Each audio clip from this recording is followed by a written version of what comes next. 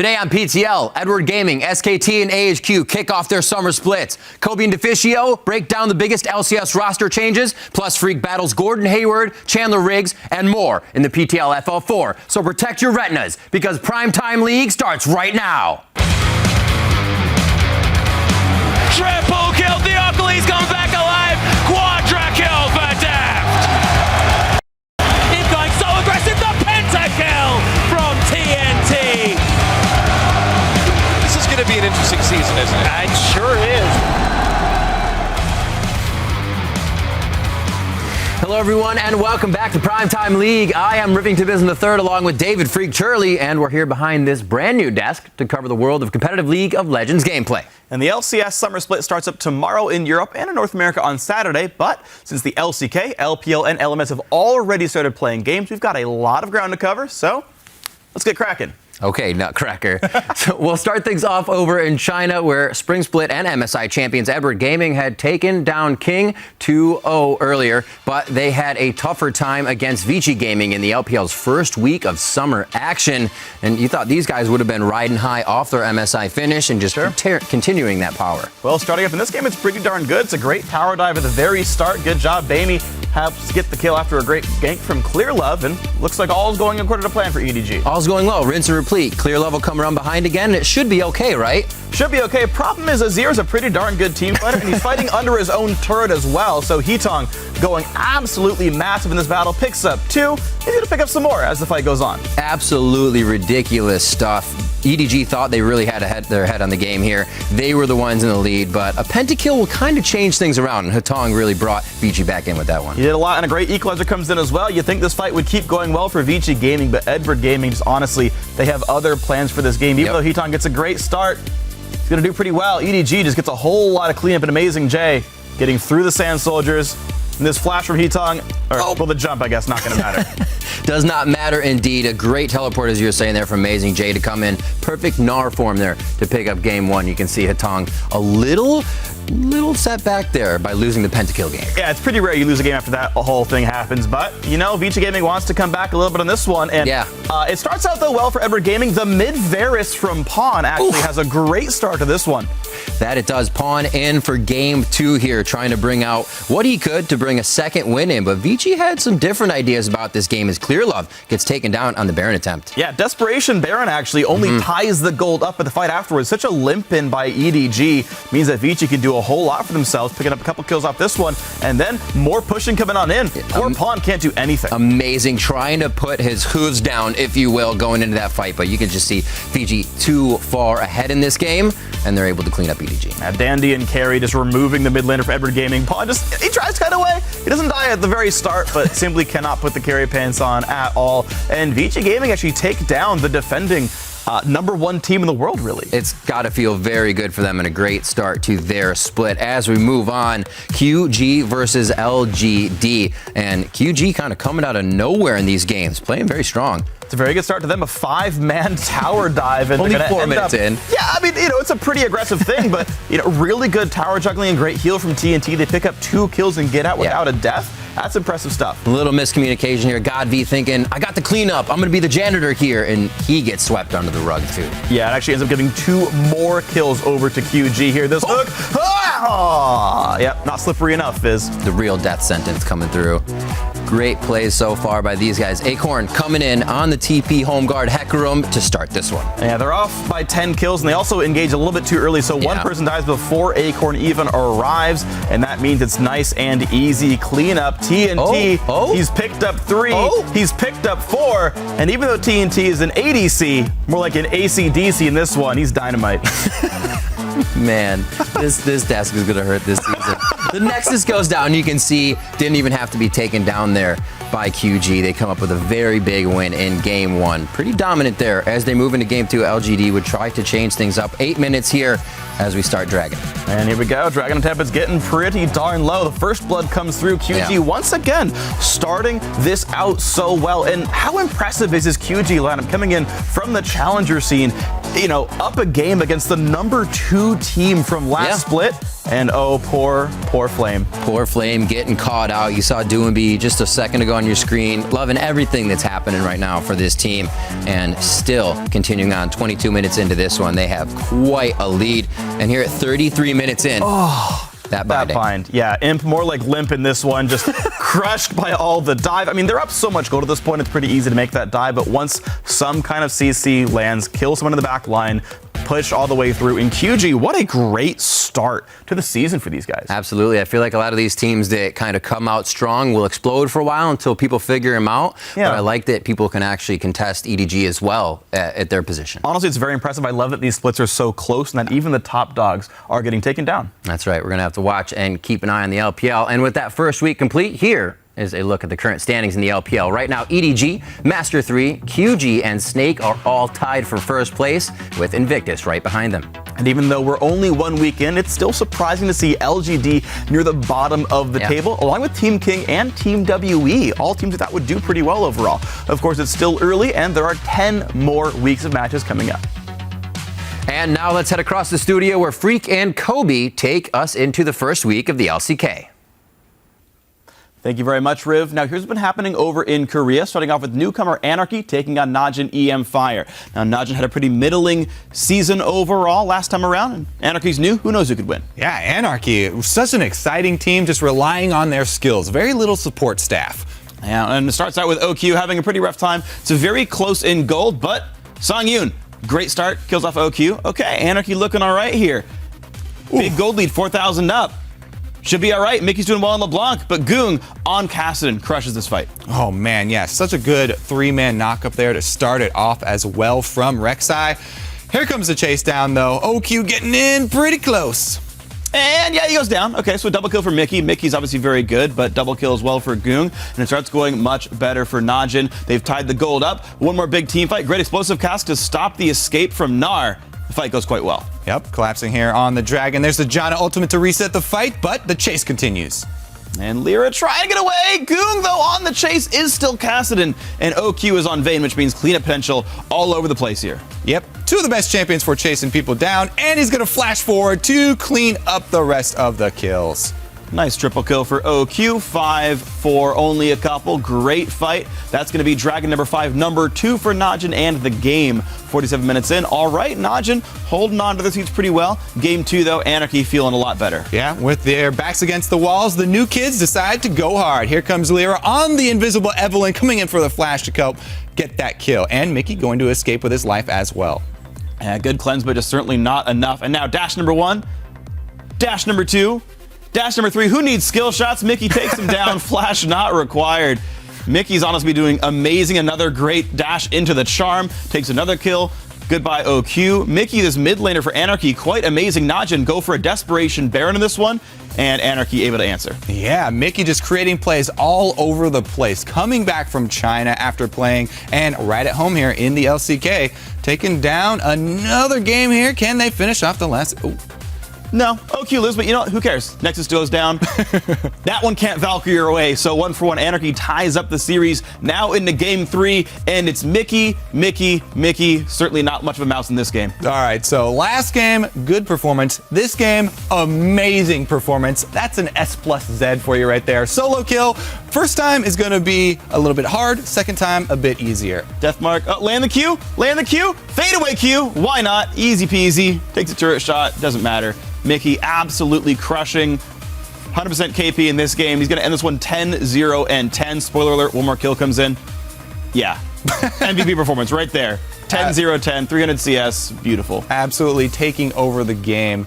Really, really big play there from the mid lane.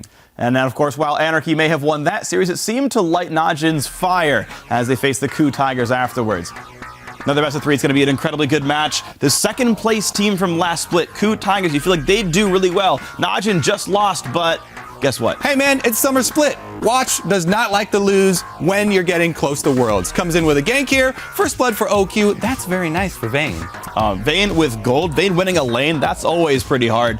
And it just keeps going well. This is actually engaged into a 2v4. But the Alistair stun buys him enough time to not die in the counter engage. 4-man combo right there for the knockup. They just call in the teleport. Everybody collapses for Najin, and they chase down the extra kills. Poor Prey knocked into the wall. 2 kills picked up. Even Goon shows up for good measure, and Najin really firing out strong in game 1. They closed the game in 37 minutes, 17-4 in kills. Yeah, in control of that game the entire time. Game 2, though, Ku not gonna let it go the same way. 34 minutes, very slow game, only 2 kills. A Death Brush, not bad for Najin EM Fire. They force Smab out, they knock him down. Life a bit painful for Ku Tiger. Starts out 3-0. They get another pickup, 4-0. Get, I think, one more kill in this fight. Great charm onto Prey. Make that 5-0. Wow, what a good start for Najin. Surprise! Vision control around Baron, and they get a pretty big lead. However, here come the Ku Tigers, and Duke gets caught out a little bit. Now, a lot of health down on the tank before any answer from Najin. Yeah, absolutely. You can't even root the Black Shield of Gragas, so a very good start. And once again, Kuro, Kassadin cleanup, a really good thing. And Ku Tiger start getting farther and farther in. Another hard dive. They try to take down Prey, but Prey doesn't go down. He is magnificent this game. 100% kill participation as it goes on. Really, really big game there from Prey. So pickup after pickup after pickup. All the long-range damage of Corki and the cleanup of Kassadin just ends up working out as the hard dives do not succeed. A long game, only 13 kills total, but Ku Tigers tie this one up. So once again, on to game 3. Najin EM Fire, can you do it? Looks like another move down bottom, and Vayne gonna get off to another good start. All right, first blood onto Gorilla. Poor flashless Annie. Not a happy place to be.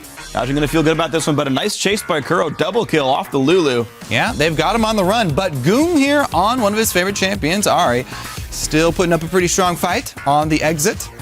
And the blue elixir means wisdom goes down. And also, yeah, Kuro didn't do a good job of that one either. Blue No elixir Ari, a respect. lot of damage. Here come the Righteous Glory engages, though, and Najin gonna sideswipe Ku this time. Yeah, early stuns coming across, and just the cleanup is there because, by the way, OQ is on Vayne, and this team is up to 2,000 gold. The cleanup absolutely real here. No one can stop OQ. The Vayne crits are very real. Gonna be able to clean up Smeb as well. Chase him down. There's the flash tumble. Houses can't even stop Vayne. So, 3 members standing alive. They walk on in. Another very long one, 51 minutes and 20 seconds, but Najin EM Fire end up winning a series against Ku Tiger. So a very exciting season ahead of us now in Korea. Ku do not look like their former selves. They have really struggled post Cinderhulk. And even with a new jungler as well. But with 1 week down, plus the 2 games from this morning, here's a look at the current LCK standings. Janair and CJ Entis are sitting in first and second, with SKT right behind them. KT Rolster and Najin EM Fire round out the rest of the top 5, and the Ku Tigers are down at number 7. But it's still early, and those standings probably are going to see some more change in the coming weeks. Absolutely going to be the case. Now, before AHQ Esports Club came along and shocked the LMS Spring Playoffs, the number 1 and 2 teams in that league were the Flash Wolves and the Taipei Assassins. Let's see how they fared against each other over in week 1. All right, regular season number 1, Flash Wolves. Regular season number 2, Taipei Assassins. They meet again. Who's going to do well in the summer split? TPA starting out well, 2-1 in kills. Dragon Steel 2-1 in that. And here comes the fight. Yeah, good start there for Domo. Replacing Wins comes in, secures a dragon, and they're going to be able to pick up the team fight right after. And good chomp by Chawi and a 3-0 battle plus a Dragon Steel. Big lead TPA. Can they pull it through? Desperation Baron for Flash Wolves to turn it back around. They get the Baron. Over the wall, Maple jumps into the pit. There's 1 kill, and they're not going to let him get away. Cataclysm to lock in Urgot.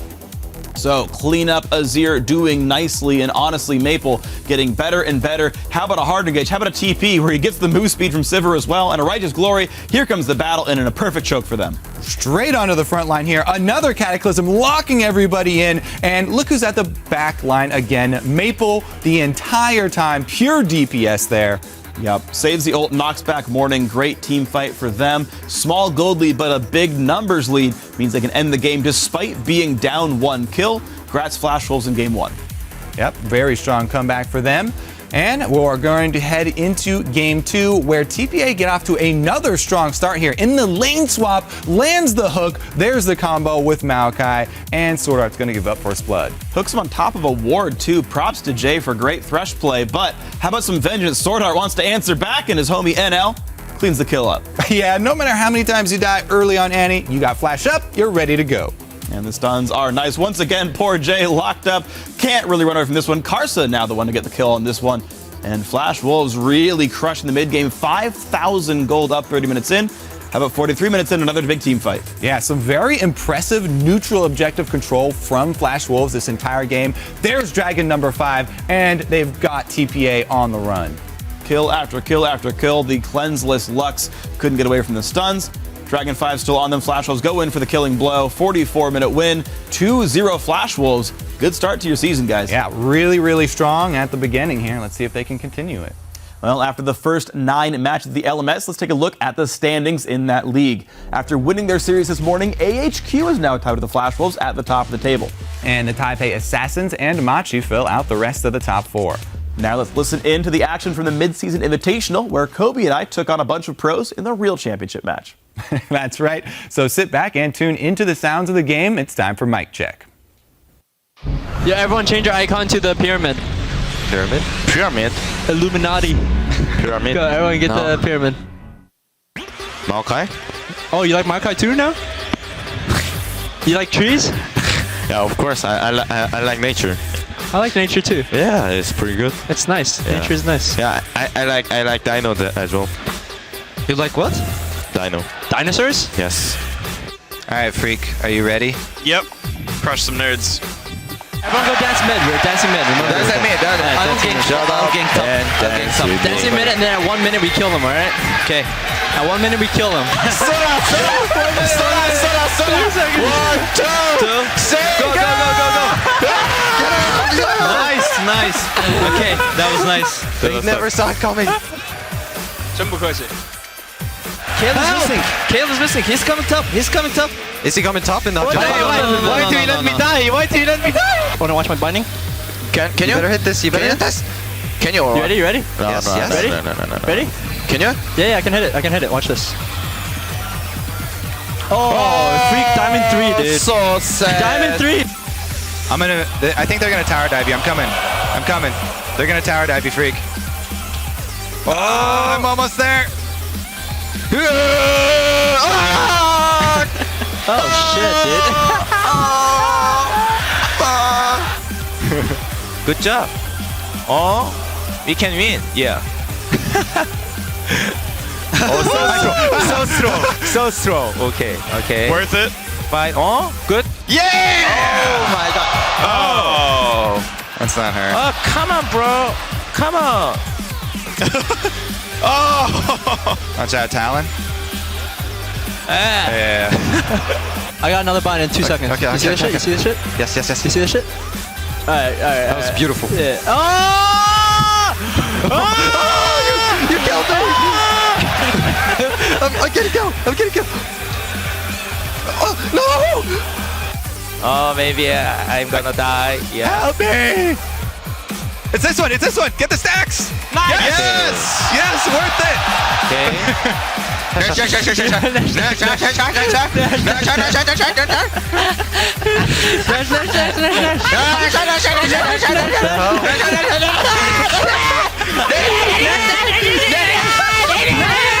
got it. Nice. Yeah. Good job. Yeah. Super worth it. Okay. Oh, good job. Nice, Messiah. Okay, I believe. Nice. Where did Huni go, man? I thought you were a friend, Huni. I love CS.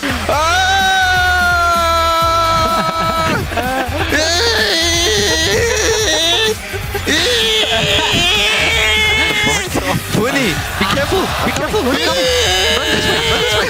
I'm on my way. That's good. You're okay, man. You're okay, man. Okay. Oh, shit. Beautiful, guys. Peel. It's beautiful. Peel me. Peel AD carry, please. Peel AD carry. Peel AD carry. I made the carry, man. Expect K. Oh my god.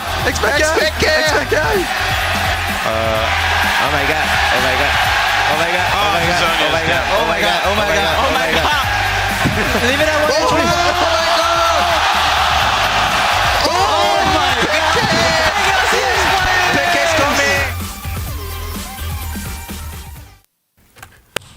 If those Heartless pros hadn't cheesed Xiao Xiao for first blood on Sona at 1 minute, we would have crushed them, Riv, I swear. You were dancing in the face of the enemy. What else can you expect? It's a friendly game. On the other hand, at the end there, seeing Huni scream his face off, as he was running away from you, I can't help but think he does that in every Fnatic fight. So tomorrow is going to be awesome Just to watch. all game long. What I'm just going to think he's doing, messing up the comms.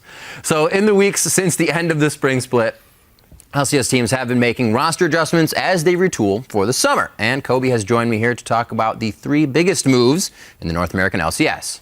Right. So, besides the 2 new teams coming into the North American LCS split, we also have a lot of changes to the existing teams. And these are 3 of the most important changes. At number 3, we have Gravity, who are bringing in both Move and Altec to replace St. Vicious and Cop. Now, Move is a guy, he's a bench player for EDG, who won MSI, so it's a very good team, and they were only allowed 2 foreign players, obviously, so they're gonna go with Deft and Pawn. So there's a lot of hidden talent here from this guy. He's also very good in Korean solo queue, and I tried to get more information by talking to Cop, who has moved to the coaching position, but all he would give me is that this guy is very good at League of Legends. So that's probably a good reason to pick him up. When you do lose St. Vicious, though, you're losing a very strong voice in-game, a single shot caller, so that may be something that they have to adjust to. I have also gotten confirmation, though, that he can communicate very well in broken English in-game and can contribute pertinent information to the shot calling. Now, Altec, he's going to replace Cop, and Cop actually had a very good split last split, put up some good numbers, and Altec's going to have some fairly big shoes to fill. Plus, having to move around to support may have thrown off Altec's AD carry game.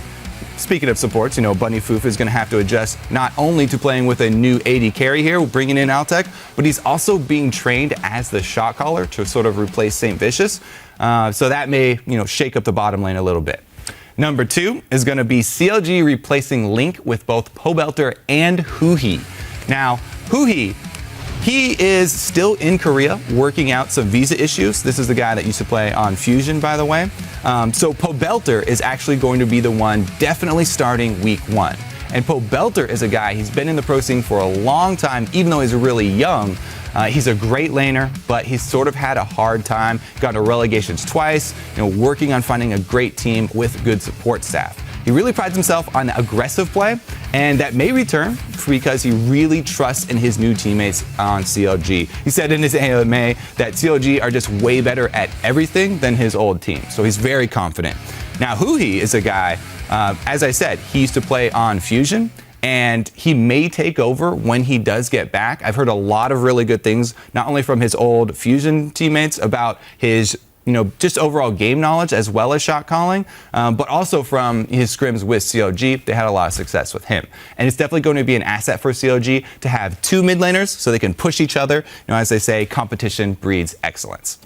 At number 1, though, we've got to be Incarnation, coming into Cloud9, replacing High, the biggest change that we've seen in a long time, to a top 2 North American team. And this is such a big change because these players are so completely different. High is such a team-focused and macro-oriented player. He focuses a lot on vision control and helping out the team. Whereas Incarnation, he has 0 competitive experience, and consequently, he's focused really heavily on the laning phase and carrying the game himself.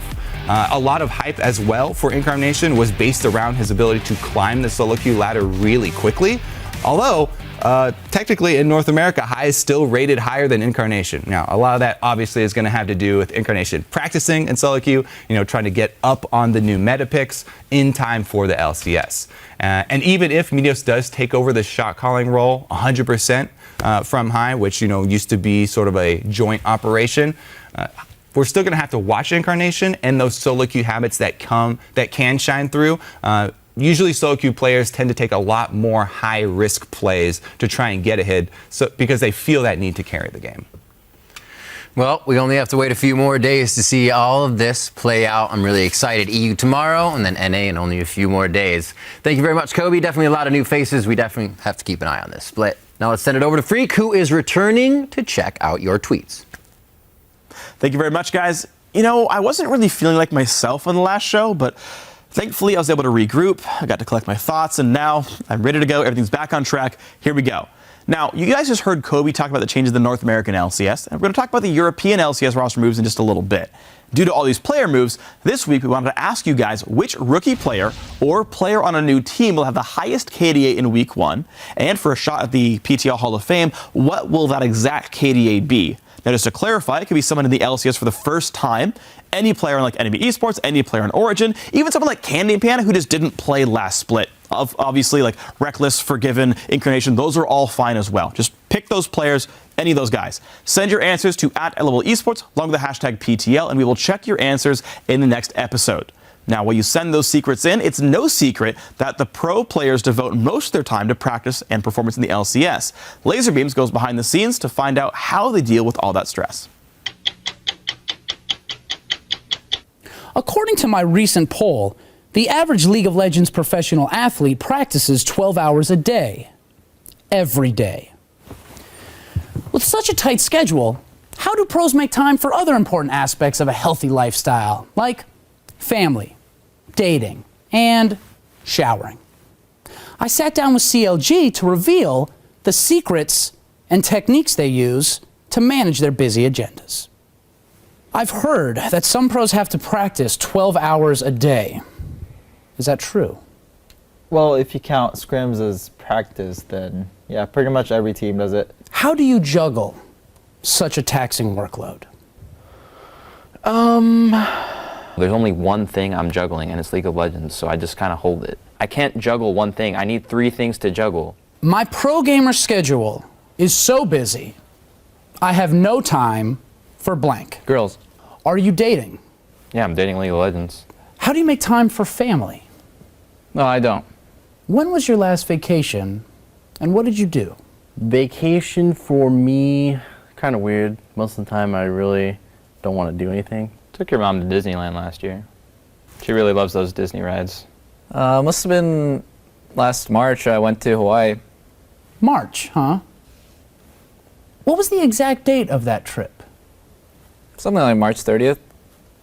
That's interesting, because on March 30th of last year, you were also at a fan meetup with Team Curse. Now, how is that possible? All right, this interview's over. No. I think you're gonna need to explain yourself. Double Lift, how can he be in 2 places at one time? Something's rotten in Denmark. First, I stalked his Facebook, just as I suspected. March 30th, 2014, CLG and Team Curse fan meet and greet. Next, I hacked his cellular to validate my theory. What I found was shocking.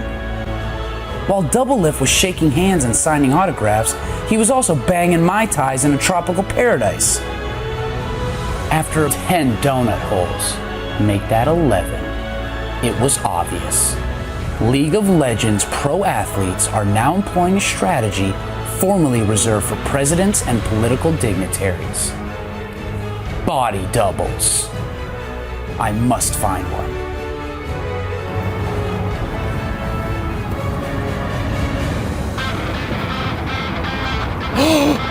Look! I'm gonna go talk to it. Hey, you, wait! Get! Where are you? Huh? He jumped the bed! Oh, God, we could have had him! I told you stop eating those burritos! Where do these doubles come from? Is it a rule that all LOL pros must have an identical twin? Are they clones or aliens from a parallel universe? I don't know. What I do know is this. The next time you meet a pro and ask for his autograph, you may not be getting the John Hancock you were expecting. This isn't an opinion. It's science. This is Laserbeams for 3 minutes. And coincidentally, now we know how Double Lift gets rank 1. He plays with himself. Now for some insight into the European LCS, let's welcome Martin DeFicio Lunga to PrimeTime League. How's it going, DeFicio? Thank you, Riff. Well, myself and the rest of the crew here in Europe are super hyped for the ULCS, so it's going great. Yeah, we are hyped to see it tomorrow as well. So we have talked about the biggest roster moves in North America. What do you think were the biggest lineup changes over in Europe? I guess for me and the caster team here, the biggest change was that Elements finally decided to get a good support player. Crepo is no longer on the lineup. He's joined us on the caster desk, and that's super awesome for everyone here. We are very hyped to see what he can do, and I've already enjoyed my time with him the first few days. He's taking a lot of pictures of me. It's kind of weird, but I love the insight he brings to the team. But when you then look, I guess, at the serious stuff, the teams here in the EULCS, for me, we have to start with Gambit Gaming and the fact that they now have Forgiven as an AD carry, because that's a massive change. Pinoy and Eddie, they didn't look too good together in the laning phase, and that was a big problem for Gambit, especially if you look at like the playoffs. Forgiven, we know he's going to change that completely. He's a lane dominant player. He's probably the best in Europe when it comes to purely laning phase. Him and Eddie together can be a very dangerous 2v2 lane. We do have to see though how the Gambit lineup will work, because Forgiven used to play this 1-3-1 setup in SK Gaming like every single game, where he was just focused on like being better individually than the other players, beat them in laning phase, push every single lane. Gambit can do the same style with Capochard top because he's such a good laner as well. But I want to see which style they decide to use here in the start of the LCS. And then we can go on to number 2. I just mentioned how Crepo was no longer on Elements. They picked up a new support because they are my number 2 big roster move here in Europe. Completely new lineup. It is once again built around Froggen. No real surprise, I guess. We've seen it time and time again. It's a bunch of hungry players with a lot of experience. If you look at Dexter, we look at Taps. Even JWoww has now been in the LCS. He's been around the pro scene for quite some years. And I want to see what this team can do, because it is a bit of a... it's hard to call the last chance, but it's a chance for Dexter and Taps to really show they deserve to be in the LCS still. We have seen them time and time again. I also want to see how Froggen and Taps work together, because when they played on Alliance in Season 4, they made it to Worlds.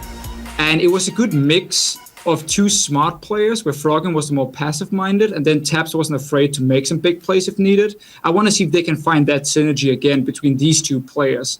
And then, of course, we have to see what the new support PrimeTime can do. He's laning with Taps. That's a good start, because Taps is very smart in the laning phase. He wants to dictate the pace as well. He wants to be the guy deciding what to do. That's perfect for a new solo queue support who has some good mechanics.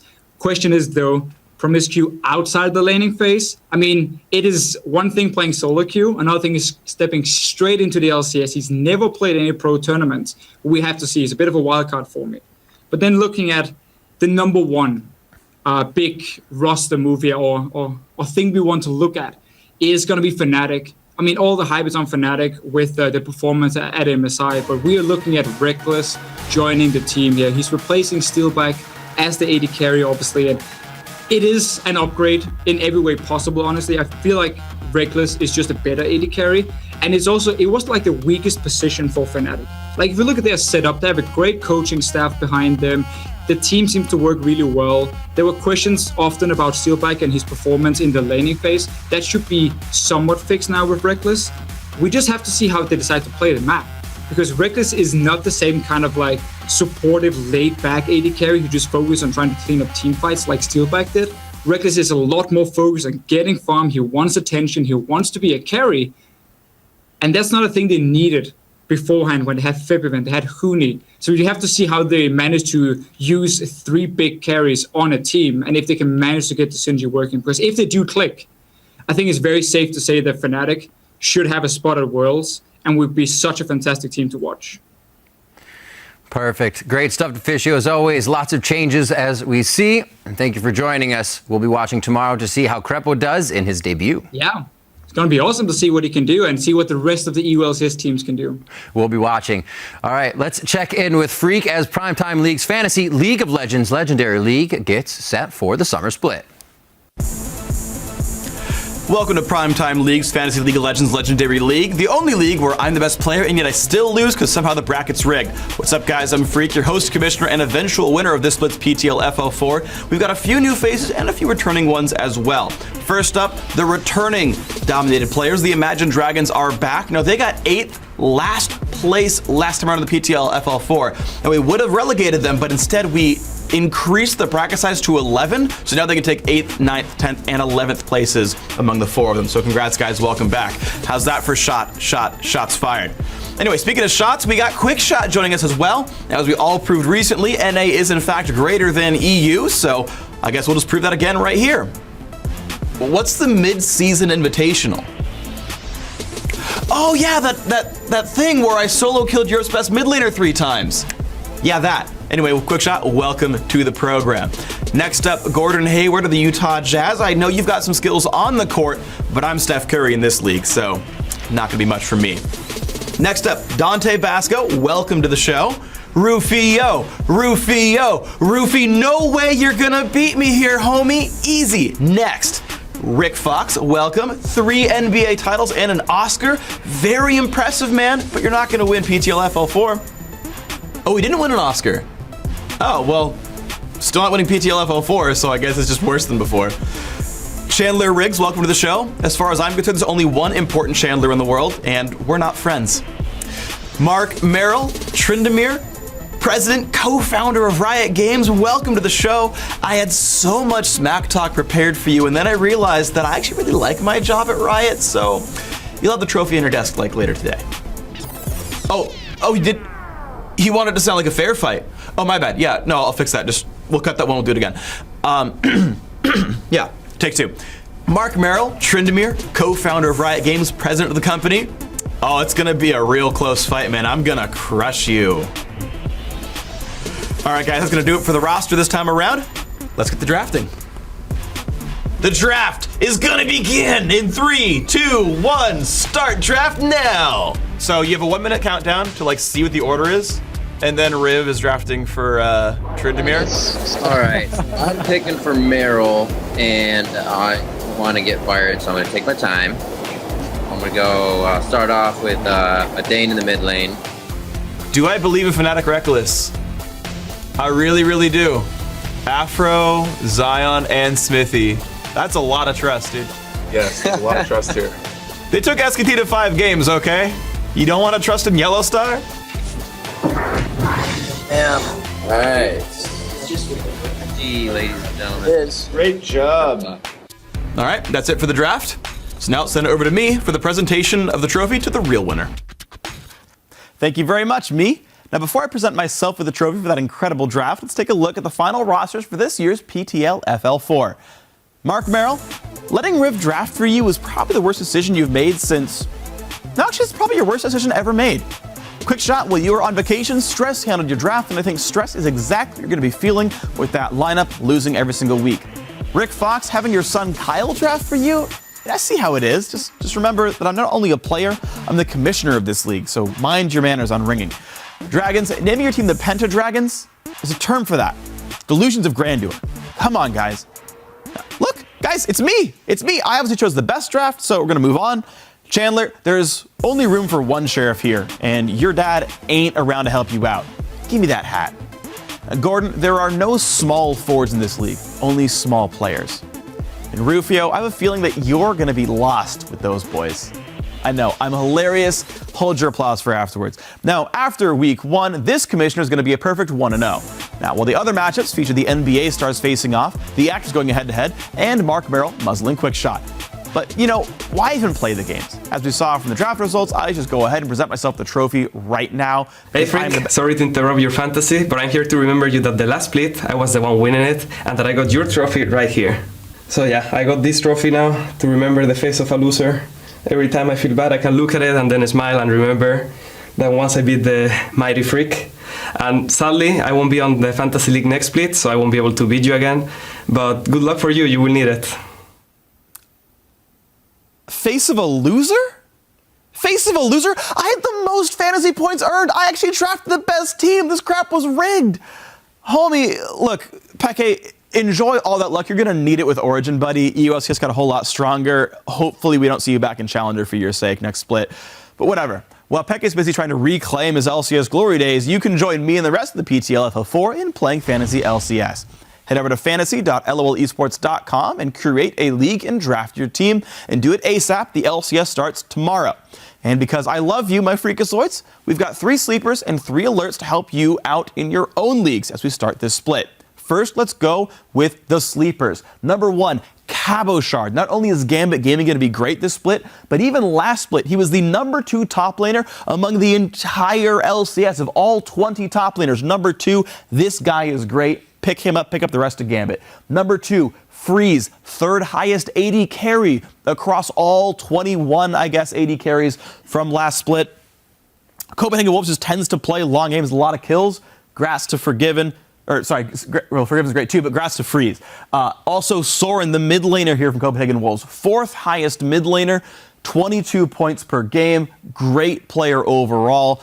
Put these guys in your lineups. If they're not starters this split, you guys are doing something wrong. These are all great players that are better than you would think they are. They should go earlier than you expect. Now, we also have some alerts to talk about. Up first for the alerts is Pobelter. Now, he's a great player, and I expect his new team, Counterlogic Gaming, to do well, meaning high fantasy points for Pobelter when he plays. But that's the problem, when he plays. CLG has already said they want to play him as well as Huhi in general in the split, meaning Pobelter is not maybe even going to be starting every single game, making him a risky pick. There's a bit of a 2-for-1 value. Huhi similarly, maybe not a very good pickup as well when he's eligible because you can see them split back and forth with playtime, makes him a bad fantasy point pickup. Also, Candy Panda on SK Gaming, honestly, I think is not going to be a great pickup as well. Though SK had a great spring split regular season, they dipped to 4 in the playoffs. They're probably going to go downhill from there. Candy Panda is, of course, a downgrade under Forgiven. And even when he did play in the summer split, it was only 18 points a game, very low for an 80 carry. Probably want to avoid him as well. But for now, we're going to send it over to Riv and Kobe, who still haven't been brave enough to face the might of my fantasies.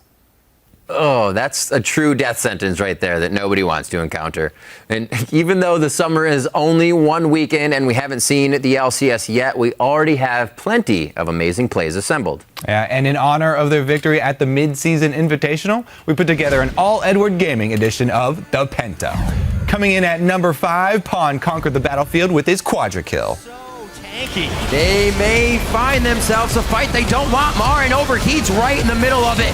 Vengeful Maelstrom is just completely stopping hardly any damage from hitting Clear Love. Daft in a bad spot, flashed into the pit by himself there, and he's almost staying alive. It is Marin that's going to be able to take him down, but SKT has lost 3. Now 4 members in the Quadra kill for Pawn. Bang's the only one that's not there. At number 4, Deft got us excited with his flashy Quadra kill. Back. EDG are fairly low, but man, look at the damage from Deft as he's just going to take down that poor little Sivir. Dumbledoge able to get the exhaust off, but Deft being the hero flashes over the Arctic Assault. Triple kill. Theocles comes back alive. Quadra kill for Deft. The okie doke. Deft just like a matador right there. Sejuani runs right past, and that's going to be the game. Riding in at number 3, it was Clear Love with the flash snowball. Aggro. Marin could go down here. Looks like Mako makes it out alive. Bengi is trying to do what he can to keep that aggro onto Clear Love and in range. And it is not going to be enough. One last caster minion. He is low, but he is not dead until he gets a snowball to the face. At number 2, Mako shows us that the cow is greater than the wolf. But if they can keep finding SKT in between these turrets and isolating them, beautiful! Wolf may not be able to make it out of this one alive. Too many members. Again, Koro is here for this one as well. And he starts to get himself going even more. That kill's actually picked up by Mako. Timing the headbutt to interrupt the dredge line pull from Worf there secures the kill. And hopping into number 1 was Koro's 1v3 outplay. How long is he going to wait? He's going in now. He's waiting for some more support. Wolf is coming as well. Wolf should be able to get there in time. Very nicely done. Crowd control a bit stacked there, giving Koro time to move right away. But Wolf has the rest to finish this off. The Wallop keeps him in place. Nobody else is roaming up here, and EDG's not able to get much of anything. Koro running out, dodges the timbers. He throws the boomerang back and gets himself a kill. Great plays and a well-deserved victory at the Midseason Invitational for Edward Gaming. And remember to highlight pro-level Penta-worthy plays for us throughout the summer. Just send them to us to @LO Esports with the hashtag #ThePenta. And that does it for this first summer split edition of Primetime League. Hold on, Riv. First, we've got to bring in a familiar face who has some big predictions to share with us in our last hit. Greetings, believers! The Prophet has returned, and I have brought with me visions of the future. Lust Boy's Twitter account will be optioned by Hollywood and adapted into a hit ABC sitcom, unseating Modern Family in the 18 to 24-year-old demographic. The resulting fortune he makes will allow him to settle his lawsuit with John Cena.